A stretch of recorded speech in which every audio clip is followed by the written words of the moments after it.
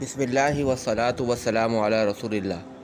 قربانی کے فضائل و مسائل پر مشتمل جو سلسلہ شروع کیا ہے، اس میں آج ہمارا ٹاپک قربانی کی فضیلت پر ہے۔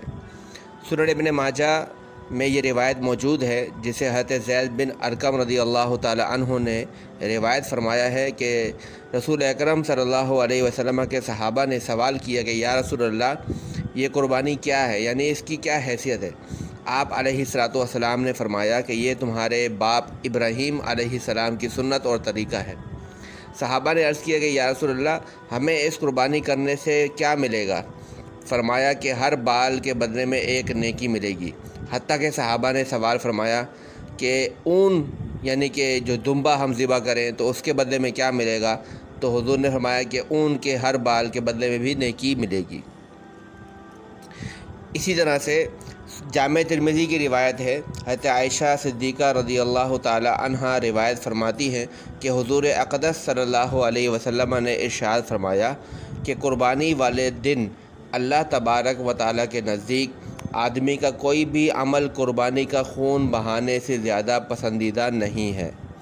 قیامت کے دن قربانی کا جانور اپنے بالوں، سینگوں اور کھروں کو لے کر آئے گا اور قربانی کا خون زمین پر گرنے سے پہلے ہی اللہ تبارک و تعالیٰ کے ہاں قبولیت کے مقام کو پا لیتا ہے۔ اسی لیے تمہیں چاہیے کہ تم خوشی خوشی قربانی کیا کرو۔ یہ حضور کی حدیث مبارکہ ہے۔ اب یہ جو دونوں احادیث ہیں، اس میں جو ہے ذکر آیا کہ قیامت کے دن جانور اپنے بالوں، سینگوں اور کھروں کے ساتھ آئے گا، تو اس کا مقصد یہ ہے کہ اجر و ثواب میں اضافہ۔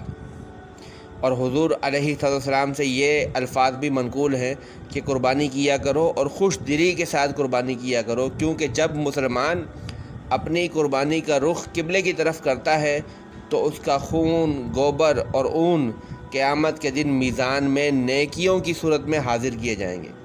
ان احادیث سے جو بیان کی گئی، اس سے یہ باتیں پتہ چلتی ہیں۔ نمبر 1، قربانی والے دن اللہ تبارک و تعالیٰ کے نزدیک آدمی کا کوئی بھی عمل قربانی کا خون بہانے سے زیادہ پسندیدہ نہیں ہے۔ یہاں اس کا رد ہوتا ہے جو آج کل کے آزاد خیال اور مذہب سے نفرت رکھنے والے لوگوں کا ایک رویہ ہمیں نظر آتا ہے کہ وہ کہتے ہیں قربانی کرنا ہی کیوں ضروری، کیوں نہ کہ ان پیسوں سے ہم کسی غریب کی مدد کر دیں۔